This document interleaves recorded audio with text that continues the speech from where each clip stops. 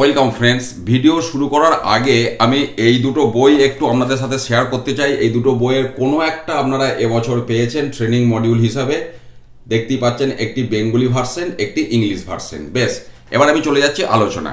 আমি দিন কতক আগে নতুন ইলেকট্রাল রোল পাবলিশ হওয়ার পর একটি ভিডিও দিয়েছিলাম। সেখানে এখনও দেখা যাচ্ছে আন্ডার অ্যাডজুডিকেশন বা ডিলিটেড বাই জুডিশিয়াল অফিসার, এই সমস্ত এখনও স্ট্যাম্প দেওয়া রয়েছে।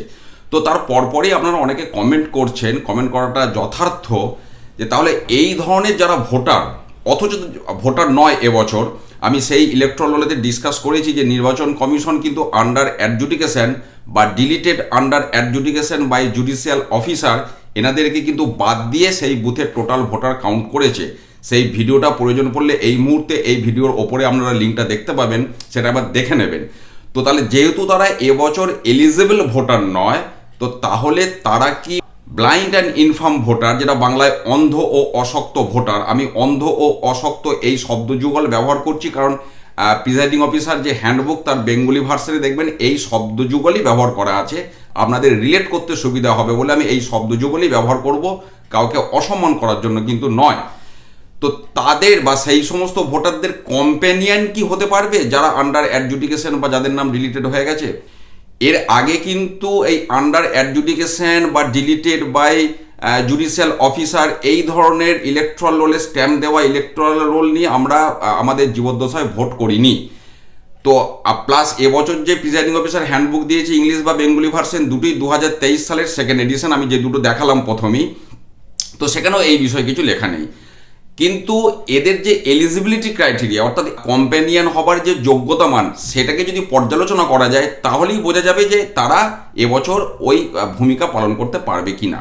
দেখুন, কম্প্যানিয়নের কিন্তু যোগ্যতা মান তিনটে, সেই আমি একই কথা বলছি। এলিজিবিলিটি ক্রাইটেরিয়া আমাদের দেখতে হবে কি, কম্প্যানিয়নের 18 বছর বয়স হতে হবে, ওই দিন সে অন্য কারোর হয়ে কম্প্যানিয়ন ভোট দেয়নি, এটা 2 নম্বর। আর 3 নম্বর হচ্ছে ভোটার ওই কম্প্যানিয়নের দ্বারা ভোট দিতে চায়, অর্থাৎ ভোটারের সম্মতি আছে। তাহলে এই তিনটে।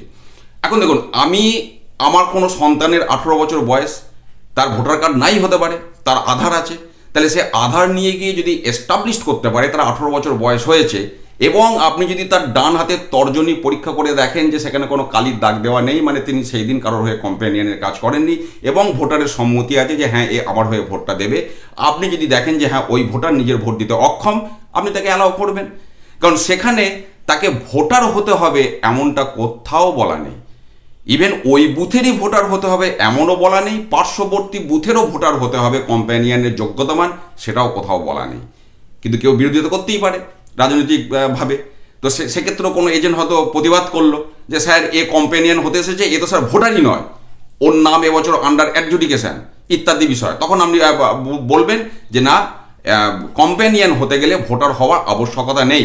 উনি তর্ক করলে তখন আবার আপনাকে প্রিজাইডিং অফিসারের হ্যান্ডবুক খুলতে হবে, চলে যাবেন সোজা 55 পৃষ্ঠায়, ইংরাজি বাংলা দুটোরই 55 পৃষ্ঠায় দেখবেন ব্লাইন্ড অ্যান্ড ইনফার্ম ভোটার, বাংলায় হলে অন্ধ ও অশক্ত ভোটারদের ভোটদান প্রক্রিয়া। সেখানে কম্প্যানিয়নের যোগ্যতামান লেখা আছে, পড়ে পরিষ্কার শুনিয়ে দেবেন বা পড়ে নিতে বলবেন যে কোথায় লেখা আছে যে এনাকে ভোটার হতে হবে, আপনি আমাকে খুঁজে দেখান। উনি খুঁজে পাবেন না, কারণ ভোটার হতে হবে লেখা নেই। তাহলে যেহেতু ভোটার হবার কোনো প্রয়োজন নেই কম্প্যানিয়ন হবার জন্য, তাহলে তার নাম আন্ডার অ্যাডজুডিকেশন না তার নাম ডিলিটেড আমার দেখার প্রয়োজন নেই।